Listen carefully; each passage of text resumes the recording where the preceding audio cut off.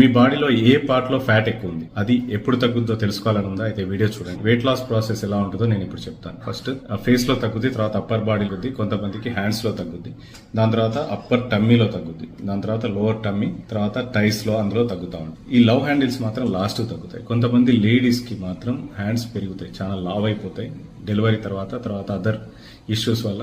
వాళ్ళకి మాత్రం hands last తగ్గుతాయి. నాకు బాడీ మొత్తం తగ్గిపోయింది కానీ ఈ పార్ట్లో మాత్రం నాకు ఫ్యాట్ లాస్ అవ్వట్లేదు, తగ్గట్లేదు అని మీరు నిరాశపడితే అది తప్పు.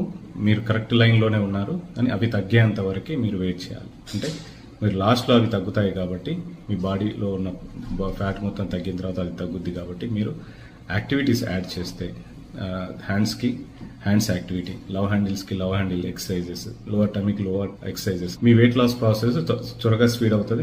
మీ బాడీలో ఏ పార్ట్లో ఫ్యాట్ లాస్ అవ్వాలి అని మీరు అనుకుంటున్నారో అది ఎప్పుడు తగ్గుద్దో నేను చెప్పాను.